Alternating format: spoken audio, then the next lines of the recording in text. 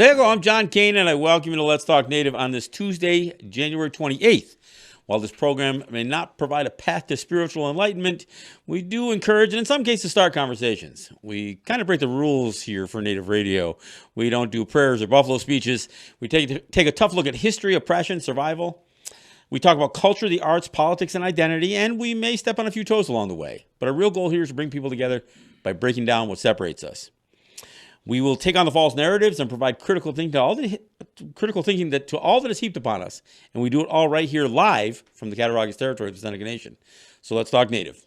But first, let me remind people that our audio streams live at www.letstalknative.com. We have live video streaming of the show on Facebook, via Facebook Live on our Facebook group pages. We take the audio and we put it up on SoundCloud, so it goes on to all your favorite podcast platforms, including Spotify, kind of a new addition. And we take the video and we put it up on our YouTube channel, which is Let's Talk Native TV. So I encourage you to subscribe to our podcast, subscribe to our YouTube channels. You can follow us on Instagram at Let's Talk Native TV, and you can follow us on Twitter at Let's Talk Native. Look, I'm the producer of the show. I'm joined in studio here by Jake Proud, who's managing our audio and our video. And let me get right into it. Yesterday was the 75th anniversary of the liberation of Auschwitz. So for all intents and purposes, it was the end of what is called the Holocaust. You know, some call it the Jewish Holocaust, although I think that's narrower than it needs to be. But it was certainly the end of the genocide perpetrated by Nazi Germany. They have an end date. I mean, they can say this is the day it came to an end. There were live people that were liberated. There were obviously just terrible scenes that were uncovered. But, the reason to mark the 75th anniversary is they always say, so we never forget. I mean, I wore I think the last show I wore my shirt that says, get over it. Because that's what we're told. But then there's certain things in history that we're saying never forget. But in spite of the whole never forget thing about Auschwitz, many people still don't know that there were other people besides Jewish people who were murdered there. The people who are called the Roma, which are really immigrants to Europe from the India area in the Middle Ages. And so people of color, they were brown people essentially, who and people call them the Moors. They call them gypsies. They call them all kinds of other names. Some mistakenly, some not so mistakenly. We got attributed to the people, but they were killed. They were considered less than human, not just Jewish people.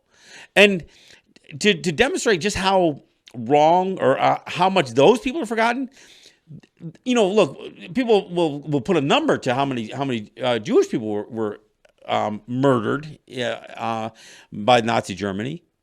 But if you look at the Israel Holocaust Museum, they say probably 200,000 Roma.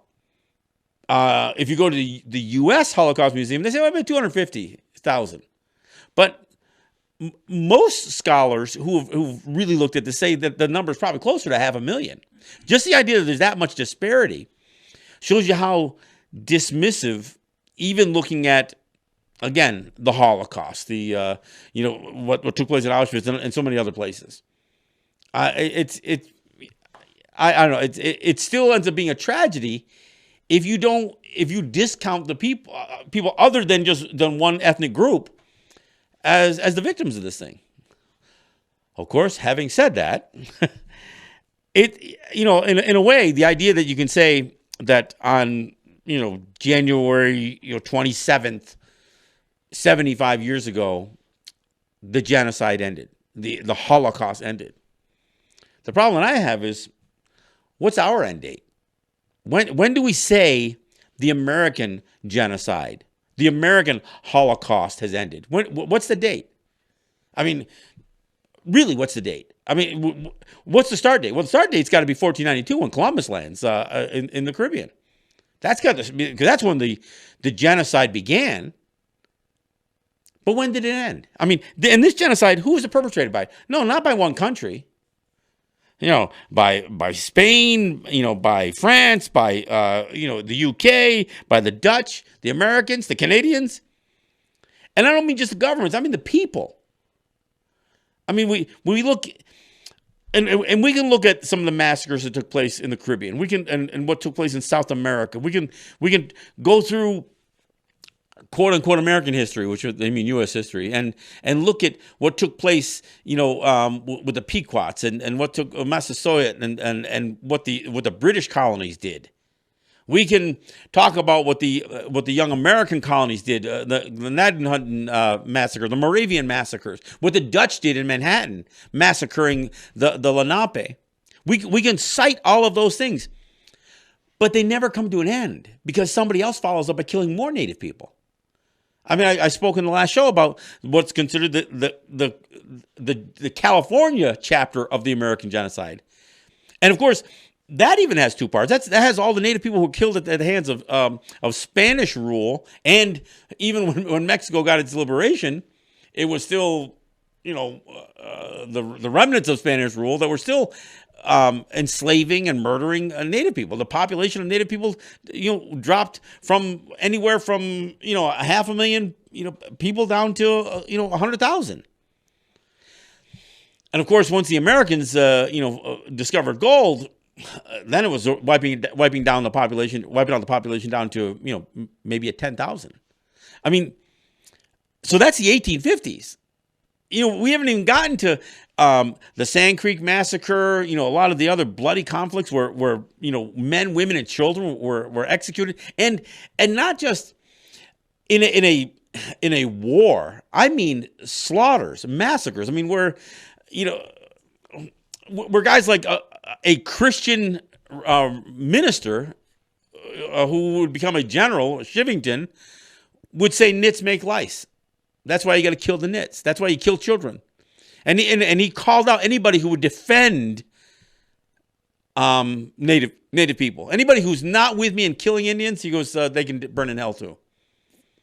So that's that's in the 1860s. You get all. I mean, what people want to try to do is say, well, we can bookend. We can put an end date to the last massacre, and call it the Wounded Knee Massacre of 1890. Yeah, you could do that, but the problem is Native people kept dying. And in fact, today we still have missing and murdered Indigenous women and girls and men. We still have, suicide that is almost epidemic in proportion. We've got death by cop. That proportionally, Native people represent the highest rates of death by police officers of any other group. We have imprisonment. We have the numbers associated with prison population. As a percentage of our population, we surpass everybody, including everybody talks about the disproportionate number of black people in prison, but compared to our population, we blow that out of the way in the U.S. and Canada. Now, the other thing to keep in mind is that assimilation is still genocide, and I don't mean just assimilation, like the residential schools. Clearly, that was genocide, and we recognize that as assimilation. But even the more subtle things, and I've talked about this recently, even at the UN. Ed Schindler and I went down to the UN and talked about the fact that the international community won't recognize our right to create our own travel documents and identify ourselves. That the entire global international population says, well, yeah, travel with a U.S. passport. Just declare you're a U.S. citizen. That same international community would recognize in 1913, 1911, that the idea of stripping somebody's national character away was a war crime. They say denationalization, which would actually be absorbed into the term genocide, is a war crime. The idea of stripping away somebody's national character and imposing another cultural or national character in their place. So, I mean, the obvious answer to what is the end date to the American genocide is that there isn't one, that it continues. We are still under a constant pressure And sometimes by our own people. I mean, look, let's not let anybody skate on this, on this vote in American elections, run for American office. Hell, even this, the census thing is becoming a big issue now. Should Native people participate in the U.S. Census? Well, what's the U.S. Census for? I'll tell you what it's for. It's for apportionment of congressional representation and for funding, but more for the former than the latter. It became apportionment for funding later. But you know what? The funding that comes to Native people shouldn't come from census information. It should come from the obligations that the United States has towards Native people. Some of them are treaty obligations. Some of them are more general because of land cessions and that kind of stuff. How we are enumerated in a U.S. Census shouldn't determine what funding comes to a Native territory. That's an obligation. That we aren't. I mean, to just flat out count us as Americans again, that's denationalization. That's genocide. So when does the American Holocaust end? Well, we can say, the bloodbaths may have ended in 1890. At least at the hands of the government, at the hands of the military. But let's not forget 1920 with the Osage murders.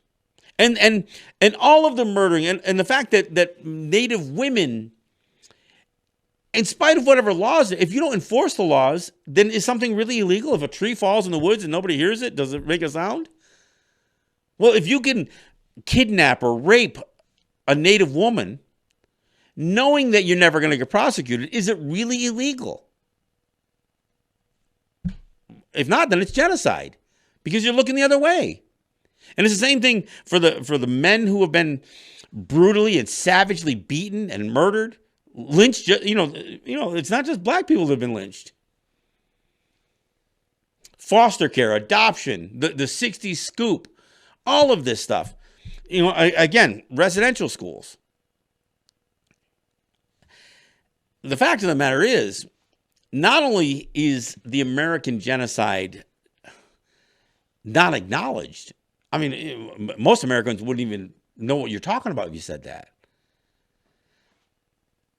But folks who know about genocide, who know about Holocaust, the Jewish community, many in the Jewish community resent the notion that Native people would call their experience a genocide. And worse yet, they resent that we would use their word, Holocaust. They don't even want to extend their word Holocaust to accurately reflect how many of the Roma people were killed, let alone let it apply to something that transcends, what the Jewish people experienced at the hands of the Nazis. Look, I've got a bit of a story here, because this kind of puts it in a bit of perspective. And I'll admit, when this first story was first published, it about choked me up. And I know that doesn't sound like a very tough guy, right? But let me give you a little background. I got a friend named Jed Morey. He owned the Long Island Press. He's a newsman and he's a newspaper guy. Now they're doing a website, and for the life of me, I can't even think of it. Maybe I'll look up during the break. They've got a new. They got a new website anyway that he's involved in, but he was the publisher of the Long Island Press, and he covered a lot of the native tobacco battles with New York State. So he was going to be a guest on my show. So I was going to have Jed join me. So we had caught up a little bit prior to doing the show together. But as I was talking to him, I says, "Hey, did you see this thing that just?" And let me give you some perspective on dates. Anyway, this was back in April of 2011. So we're going back a ways. 2011. I said, "Did you see this thing that Fox News ran with this moron of a reporter called John Stossel? He did this thing called he was doing this series. He called it Freeloaders. So he was doing this whole story about what freeloaders Native people are." And, goes on and on about us being wards of the state and just really spewing all kinds of vitriol against Native people. I mean, it was really pathetic. But I asked Jed Moore, and he's like, "Who's John Stossel?" He didn't even know who he was. regrettably, I knew who he was before this, but anyway, so he checks this thing out and he checks out the video and is really disgusted by it. And again, he refers to John Stossel as, a guy donning a 1980s porn mustache, which he really does. He spent a little bit of time explaining what the story was, and basically, again, it was all about calling Native people down as wards of the state, and why can't they live like the Amish people and be successful by being, autonomous. It was really just kind of, it was really sickening. But anyway, so what Jed Morey wrote was a piece that kind of addressed a little bit of that, but then gets to a place that I thought was even more meaningful. And he says, I neither have time neither the time nor the inclination to detail the copious ways in which Stossel lies through his cheesy mustache in the shameless report. I've wasted too much effort on this low-life bastard already. Instead, I leave you with the perspective I gained from witnessing the perfect counterpoint to this dripping filth.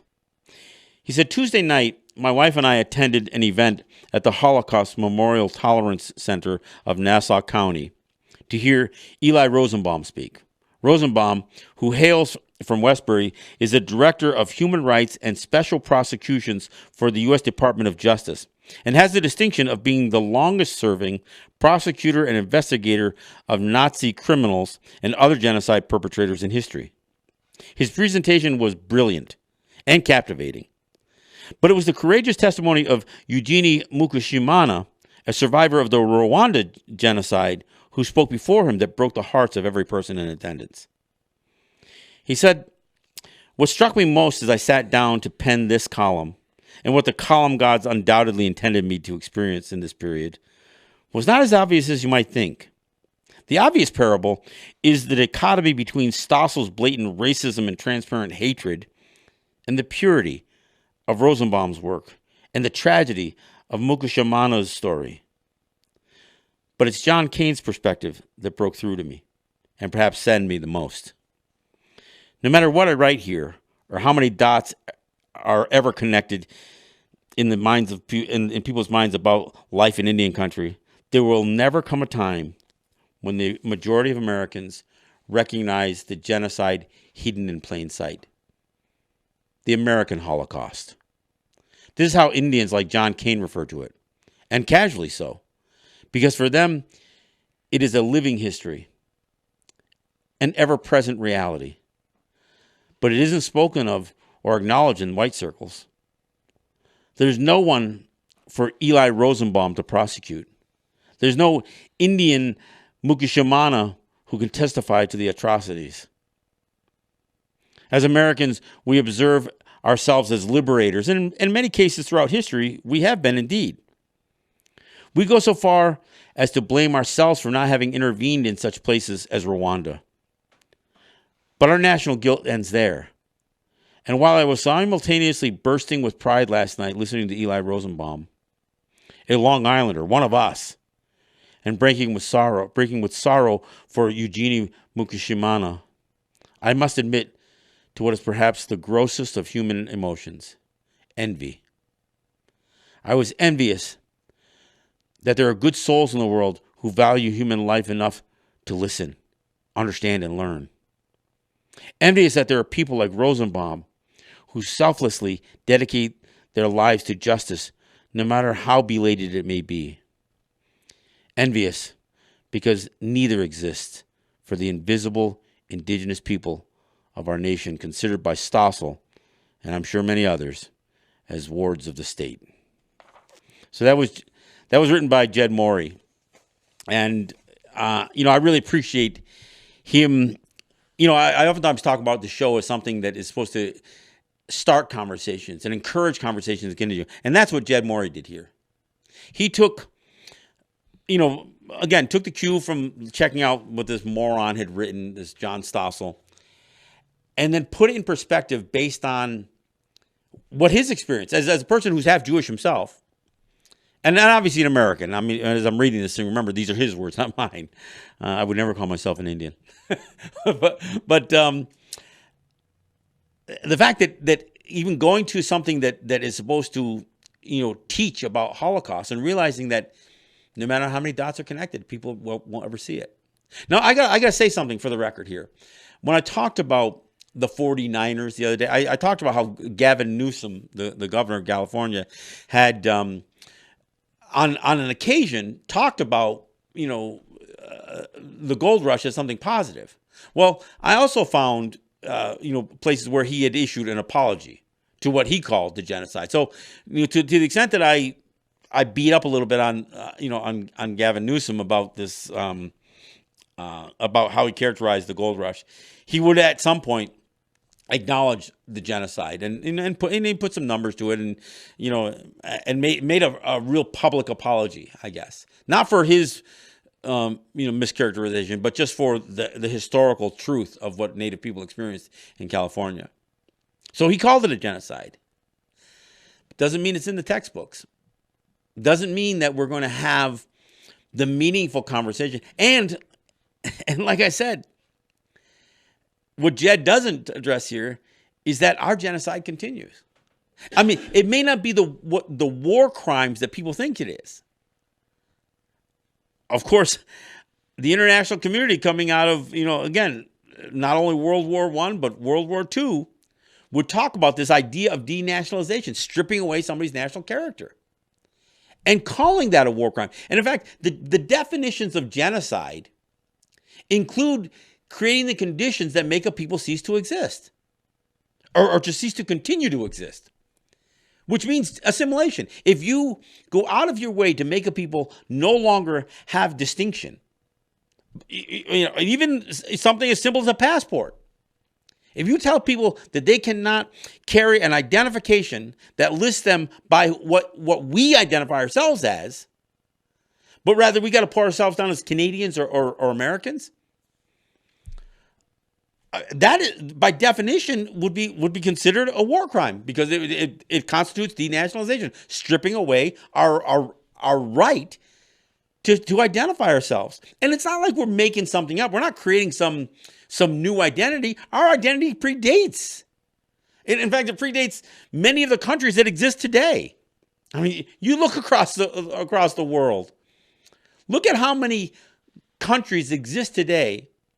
New names made up. Countries that exist today that didn't exist when before European contact here. I'm not just talking about the United States. Many of these countries. I'm not saying there aren't countries that were formed out of certain distinct peoples, but in terms of nation states that didn't exist in 1492, there's a whole lot of them, folks. So we're not trying to create some brand new identity. We're trying to just assert the free and independent existence that we had prior to European contact. That's all we've ever tried to do. And it's all we continue to do. So when I ask that question, what's the end date? When does the American genocide end? Because I don't think we can put an end date to it. There isn't an end date. It continues every day. Look, we're battling a governor from the Democratic Party in New York. We see a governor from the Republican Party in Oklahoma, fighting Native people over gaming revenue, literally trying to take money away from a people who barely, if at all, we've been able to lift ourselves out of at least the financial poverty. I'm not just talking about quality of life. I'm talking about dollars and cents. We got governors from two different parties that are trying to, screw us again. We have governments that refuse to acknowledge the injustices that take place: death by cop, missing and murdered Indigenous women.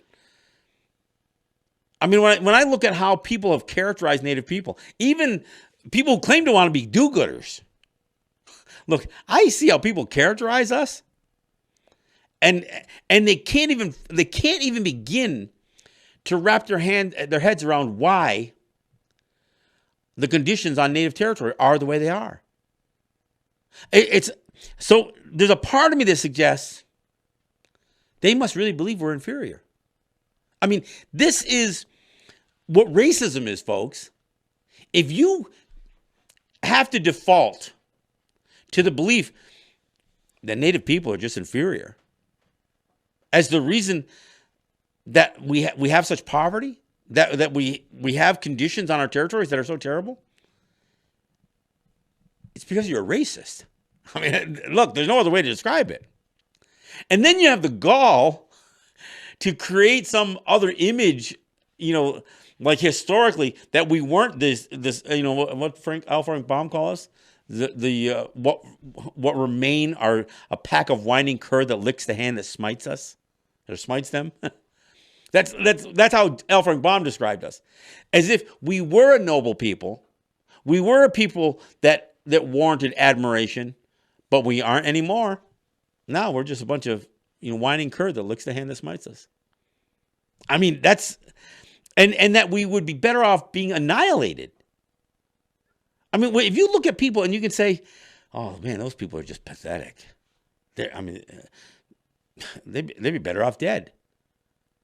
That was 1890 that thought came up. But every year leading up to that, there was a broad-based consensus. I mean, look, I mentioned it in the last show, the California gold rush, they were still paying bounties for our scalps. Men, women, and children. Again, that whole nits make lice, that exact quote was reused by Hitler as justification for killing little children, the Roma people, little Roma children, little Jewish children. He got some of his ideas from the American genocide. The behavior of the United States gave Hitler rationale for what he was doing. Depopulating. It's hard to believe that's even a word. Depopulating. You say that because it sounds like that's not murder. Depopulating, to wipe out people, not just move them. Depopulation isn't about relocation. Depopulation is ending a population. Deforestation isn't about moving forests. It's about eliminating forests.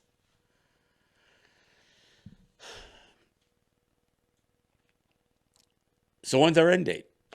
I posted up there. What's it say? 1492 to when? What's the American genocide? When does it end? I guess that we've got to get there yet. we aren't there yet. But we are at the bottom of the hour. So we'll take a break and we'll come back. My thanks to Jed Morey for that piece. By the way, before I go off here, I still have a blog site that you can go to. It's called letstalknativepride.blogspot.com. That's how you can find it. If you look up Let's Talk Native Pride, you'll find it. I haven't entered much on there. I mean, I kind of gave that up as I moved into radio in a bigger way. But I still got a lot of articles, and you can find this piece by Jed Morey. It's it's labeled as the American genocide. You can find it and the full story. But there's a lot of good stuff on there. In fact, I'm going to revisit some of that and maybe dust off some of those things for some show topics as I go forward. But anyway, check that out. It was my Native Pride blog back in the day, and it's what I did before I got started doing podcasts and radio and that kind of stuff. All right, we'll take a break. This is John Kane. This is Let's Talk Native. Back in a minute.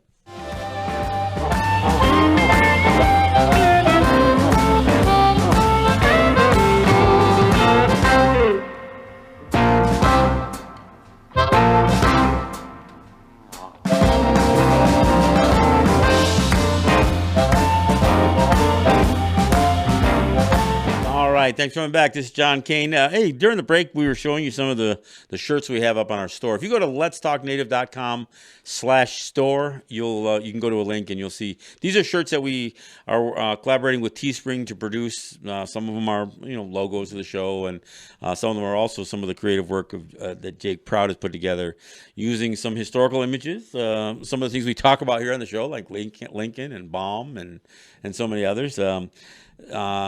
Some of these shirts are intentionally cringeworthy. That's the whole point. And they are to drive home a message. And so if you want to support the show and you want to, wear some apparel that makes a statement, by all means, visit our store, which it'll link you back to Teespring, so you can put an order in, and they'll fulfill the order. You're not sending me the money. We'll get some revenue back from it, but to support what we're doing here. But by all means, go to the store. Hey, I want to acknowledge my sponsors. Thank my sponsors. I want to thank Ross and Holly John and the RJE family of business. I want to congratulate Ross and Holly on their brand new grandchild. I think born today. I think they had a new grandson today. So sorry, don't even have the name. I guess I should have taken the time to do that. But I know they've been waiting for over a week for this grandson to make an appearance, and that he has done. So congratulations to Ross and Holly John. I also want to thank Eric White and ERW Enterprises. I want to thank the folks at Grand River Enterprises, as well as and Native Wholesale Supply. These are the guys who provide me either weekly or monthly sponsorship to enable me to do the show, pay our bills, and little by little. It's funny, when we first took over doing our own show out of our own studio. We had very little overhead, but little by little, it's like we had to get better internet. We had to pay for some subscriptions here. We had to expand our, a paid subscription to YouTube, a paid subscription to, to some of the music that we get, all these things. So everything kind of adds up. And so getting the support that we get on an ongoing basis from Ross and Holly, Eric, and the folks at Grand River Enterprises, that's what enables us to do this on a weekly basis. Now, look, and I say this all the time, we are not a viral sensation. I know the folks who listen to this show and catch us, if not just live, but even after the fact, you guys are the ones who are really trying to learn something here. And I'm trying to present something that you're probably not going to hear anywhere else. Now, you can verify whatever I say here. You can, and in fact, you should. Look, if you watch anything on the internet, podcasts or otherwise, if you see something and it intrigues you, or if it offends you, then it's on you to verify that, the stuff that I'm telling you is true. I'm going to tell you it's true, but it's on you to do some research. And look, the internet makes everything real easy to research. So if I give a fact or a figure, if I throw something out there or make a charge against somebody, you can verify it. And I encourage you to do that, because look, if you find something that I've said that I've mischaracterized, then please correct me. Let me, and I'm not so much into the whole apology thing, but I'll acknowledge that I made a mistake, and make sure that I don't continue to say something wrong. So I want to put that out there. Look, I want to thank you guys who share the show. Encourage people to subscribe to our YouTube channel. Those of you who share podcasts, the videos, all that stuff. I mean, even the memes. I post quite a few, some commentary on Facebook from time to time, and even on Instagram. Well, even on Twitter. So those of you who see this stuff, by all means put it out there. As I said in the beginning of the show, we do have a YouTube channel. We not only post this show and the show that I do in New York on the YouTube channel, we post our short form videos. The latest of which is the "We Are Not Your Mascots." Hasn't gotten the views that I thought it would. I mean, considering we got 600 subscribers to our YouTube channel, we don't have 600 views to the video. So, I encourage people to spread the word.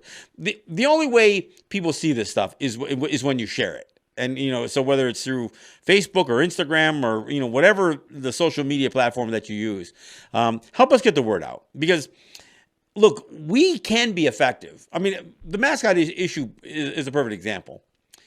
We are winning that battle, if you want to view it that way. More and more schools every day, are getting rid of native mascots. Not just the R word, not just the worst names, but all of them. There's states, there's counties, there's townships that are even legislating against this stuff. So we're kind of winning that fight, but we won't win it if we don't spread the word. So I encourage you to do so.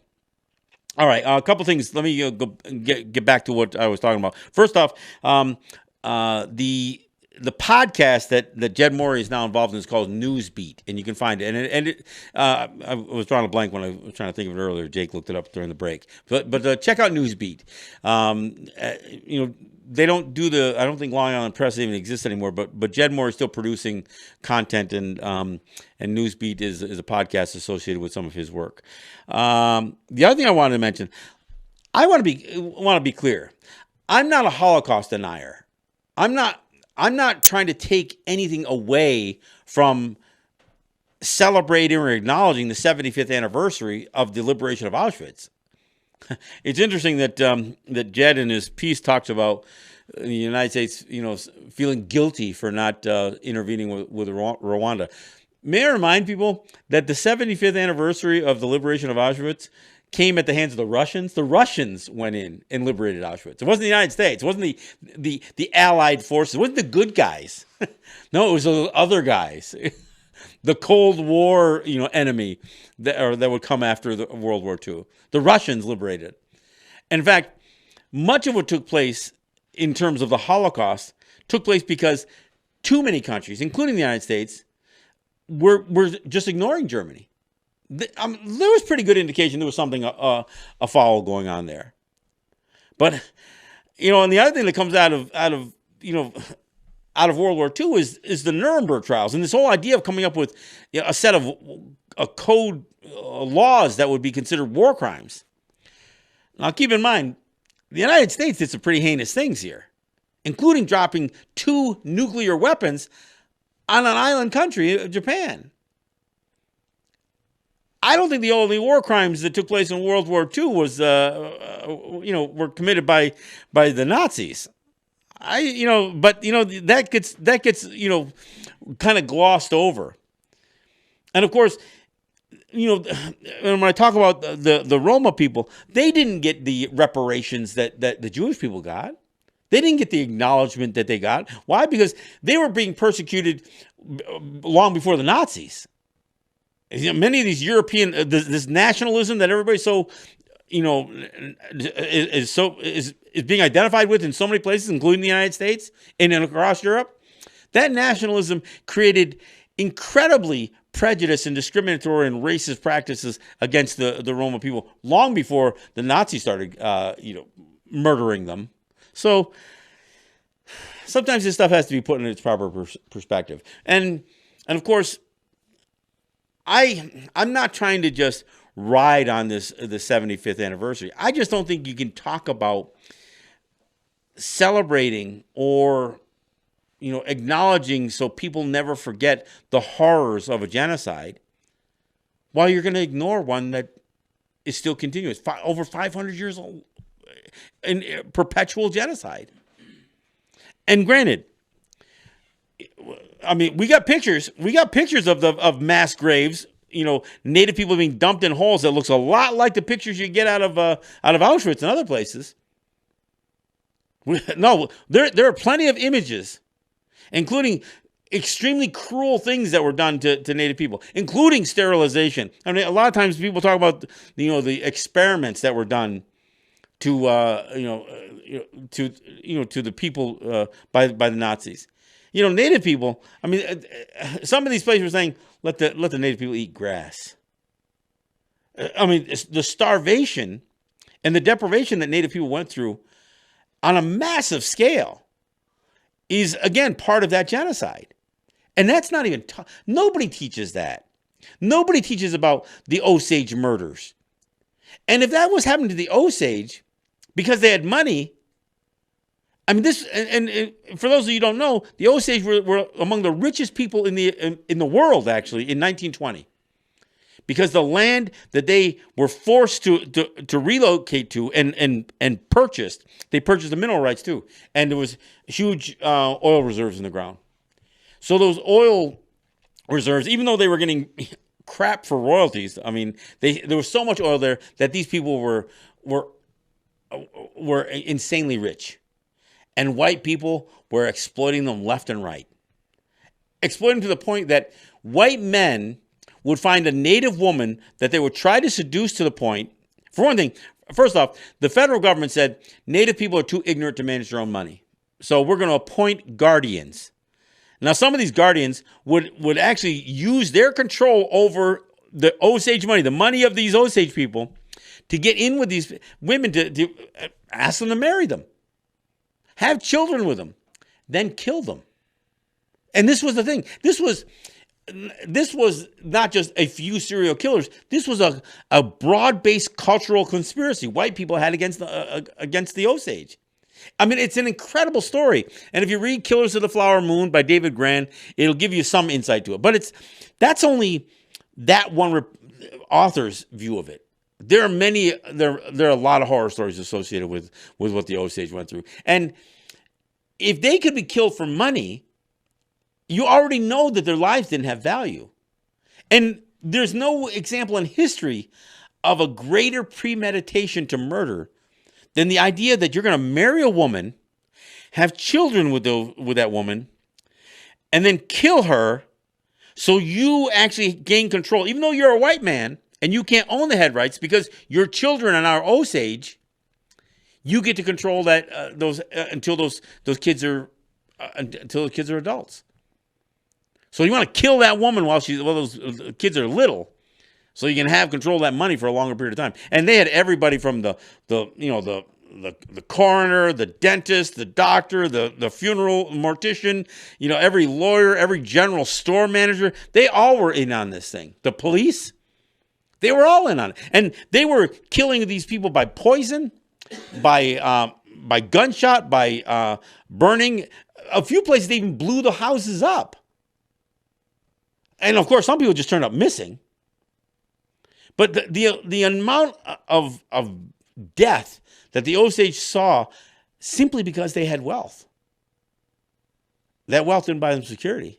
It made them vulnerable. And again, so if you know that took place in 1920, you can imagine how those lives were taken because they had value. Imagine how meaningless a life that had no value to it. That's the way Native people were viewed.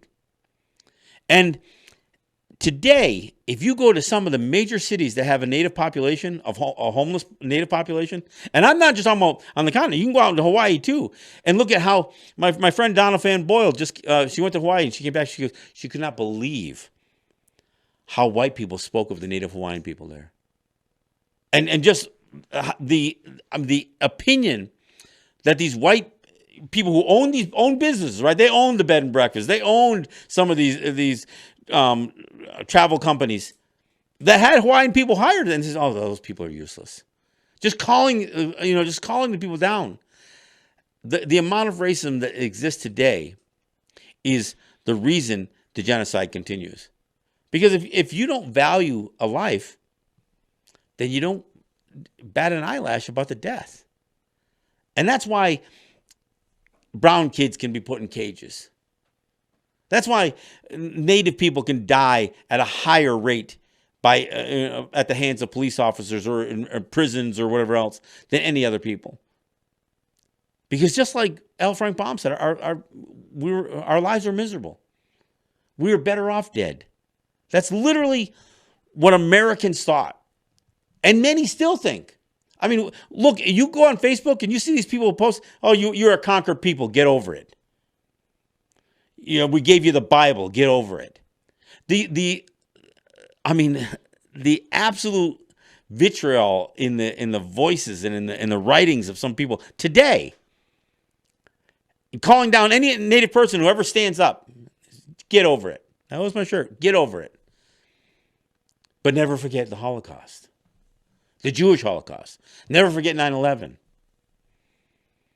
Never forget all these statues across the South with all these Confederate soldiers. I mean, Texas still has a holiday they celebrate for the enemies of the United States, of the country. I mean, these guys, I mean, let's be honest. Regardless of anything else, that was treason where nobody was ever prosecuted. Now you'll listen to people talk about terrorism and treason and everything else. You got Donald Trump suggesting that Democrats are committing treason as he's hanging out with white supremacists. No, I think, but I want to be clear here. I am not a Holocaust denier. I fully acknowledge what took place, in terms of, especially these gas chambers, and what the Nazis did to the Jewish people and to the Roma people and other people. There are others too. I mean, and the idea that Hitler actually got some of his ideas from how Native people were treated by the United States. It's not a coincidence. There's a direct connection there. And he wrote about it in Mein Kampf, in his book. And again, same quotes: "Nits make lice." That's that was Colonel or General Shivington.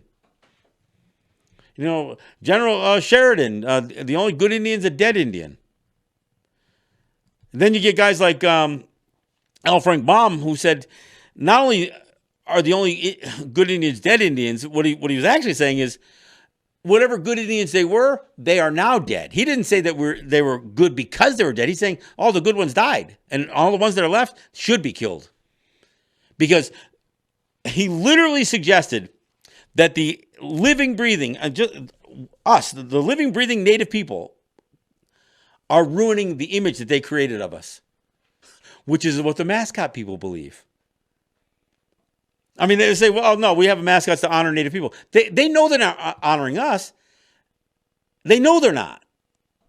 And they'll say it. No, well, we're not talking about you. I mean, well, I had this one guy say, no, when we say Redskins, we don't mean just general Native people. We meant those warriors. That's who we're honoring. You're not them. You're not them. You're not the Native people we're honoring. We're honoring Native people who don't live anymore, who don't exist anymore. That's really what the whole mascot thing is. They're not. They wanted to draw some distinction. They believe, like Al Frank Baum did, that we are, that our lives are a travesty.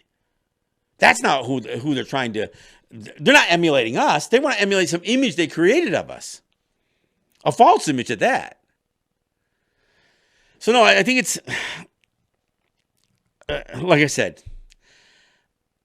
The biggest problem that we have today is that the genocide that continues, we've got some of our own people involved in it. We've got some of our own people involved in perpetuating the assimilation process and the protocols that the United States put in place, conditioning us to be Americans. Trying to lure us in with enhanced tribal cards where we list that we're either an American or a Canadian. Registering for the draft at age 18 because we were told we had to. Nobody's putting up the resistance. I mean, look, I did a show a few weeks back where I talked about idle no more, or idle too much. I acknowledge that there are some strong activists out there. There are some strong, not just protesting, not just waving signs, but there are people doing stuff. But there's not enough of us. We have more people who are selling us out every single day than that are standing up. We have more sellouts than activists. Because the sellouts don't have to do anything that brash. I mean, they've got the entire force of the United States and every individual state. They've got the political system. They've got the educational system. They've got everything, the law behind them. Everybody who's trying to assimilate us, native or non-native, all the Fed wreckers out in Hawaii, there are more people that are trying to capitalize on our assimilation than are standing up against it. Now, I don't say that because I'm not saying we're losing. I think resistance is only a couple of decades old. I mean, it's only been since the 70s that the sovereignty movement has gained any momentum. Am I disappointed that we aren't farther along today? Oh, absolutely I am. But every once in a while you'll come across an individual that kind of takes it and runs with it a little bit and encourages a few people. And I'll admit, I mean, I'm not saying this to artificially prop up Native women. But I see some more strength coming out of Native women than I see coming out of Native men. I see a lot of men out there who want to be tough guys, who want to say, "Oh, I'm a warrior, or I'm this," and they got all the tattoos and everything else, and to prove how dedicated they are for the cause. But in terms of real activism, people who are willing to actually do something, I'm seeing a lot more of that out of women, and not just Native women on the here. I mean, throughout the world. I mean, so whether we're talking about Australia or Africa or, again, the South Pacific, Hawaii, I'm seeing a lot of strong activism. And it's not to, I'm not saying this to call down men. I think men have been at it for a while, and there's a lot of burnout that comes in. But we should be encouraged by our women who want to step up. But it also shouldn't turn into a gender battle either. I don't want people, I see a lot of people saying, well, women need to be in charge. Look, we can find example after example of women who've been in charge, whether it's Hillary Clinton as a Secretary of State or Margaret Thatcher or this woman who's, claiming to be the legitimate president after the coup against Evo Morales. Look, there's some pretty shitty women out there too, and who could screw things up. That's why we have to do it together. We have to do it together. So, look, I wanted to use today, it was actually yesterday was the 75th anniversary of the liberation of Auschwitz, and it is worth noting, and I'm glad I am glad to use that event to highlight the fact that our genocide still doesn't have an end date to it. I look forward to someday saying this is the anniversary of the end of the American genocide. We ain't got there yet, but we still have to. So, again, it's work that we need to do. Hey, look, I want to spend a few minutes. I want to remind people that our shows are podcasts. You can find it on all your favorite podcast platforms. If you want to know how to find us, look, you can put it in a Google search. Just look up "Let's Talk Native with John Kane" podcast. You can ask Alexa to do it. I mean, or Siri or whoever whoever you need to talk to. If you can't type and you want to talk to your machine, then just ask for "Let's Talk Native with John Kane" podcast. Those podcasts will include my shows from New York as well. Now, you go to our YouTube channel, you can find our videos of this show, videos of the show in New York, and our short form videos. And of course, follow us on Facebook. Follow us on, our Facebook group page, which is Let's Talk Native. Or my other page out of New York, which is Let's Talk with John Kane on WBAI. Follow us on Instagram, on Twitter, and then you'll get the stuff that it's hard because I don't want to do everything on every platform. So some things, get shared and some things don't. I want to rely on you. I wish that I never had to share anything. I wish that I'd get enough people enlisted in what we're doing to take the ball. I mean, I'm really appreciative of my wife. She shares the Facebook live stream of this show on, I don't know, 30 Facebook group pages. But the more of you that do that, it spreads geometrically. The more viewers and listeners and that catch this show and appreciate what I'm doing here, even if you don't agree with me, and I gotta say this all the time, I want to hear the disagreement. One of the best parts of doing my show in New York is that I can take callers in from all over the world, and they call in, and some of them call me out. Some of them, want to go head to head with me on a subject like racism, and others just want to offer their insights that kind of support something that I may have said. But we get a full range of it all. So that's what we do.